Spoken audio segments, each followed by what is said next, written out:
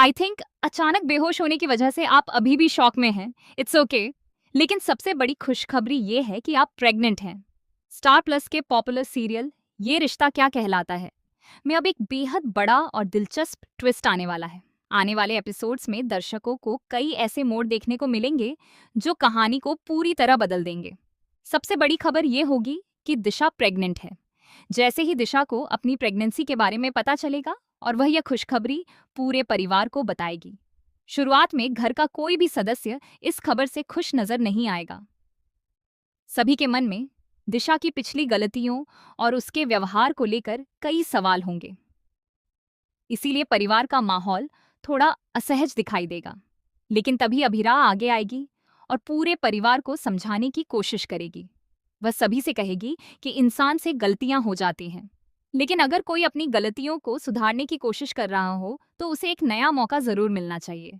अभीरा सबको समझाएगी कि दिशा अब पहले जैसी नहीं रही और वह धीरे धीरे खुद को बदलने की कोशिश कर रही है।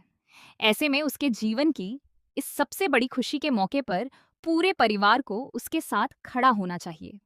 अभीरा की बातें सुनने के बाद परिवार के सदस्यों का नजरिया बदलने लगेगा और धीरे धीरे पूरे घर में खुशी का माहौल बन जाएगा। वहीं दूसरी तरफ अरमान की सेहत में भी तेजी से सुधार देखने को मिलेगा। अरमान पहले से काफी बेहतर महसूस करेगा और उसकी रिकवरी बहुत तेजी से होगी। इस पूरे मुश्किल दौर में अभीरा उसका पूरा ख्याल रखती हुई नजर आएगी। साथ ही वह अपने प्रोफेशनल जीवन की भी नई शुरुआत करेगी। अभीरा एक बार फिर से अपने केस लेना शुरू कर देगी।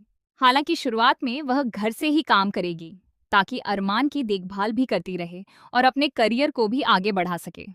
इसके बाद कहानी में एक छोटा सा लीप देखने को मिलेगा। लीप के बाद अभीरा और अरमान दोनों एक साथ कोर्ट जाते हुए नजर आएंगे।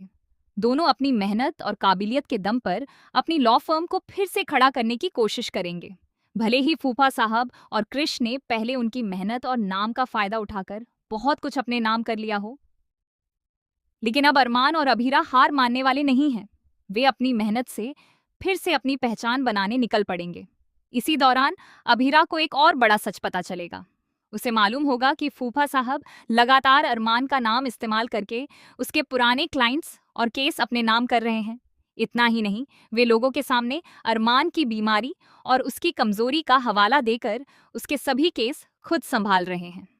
यह सच्चाई सामने आने के बाद अभीरा काफी नाराज होगी और फैसला करेगी कि अब इस अन्याय को ज्यादा दिनों तक नहीं चलने दिया जाएगा। जैसे ही अरमान पूरी तरह ठीक होकर दोबारा कोर्ट में वापसी करेगा, उसके पुराने क्लाइंट्स भी एक एक करके वापस उसके पास आने लगेंगे।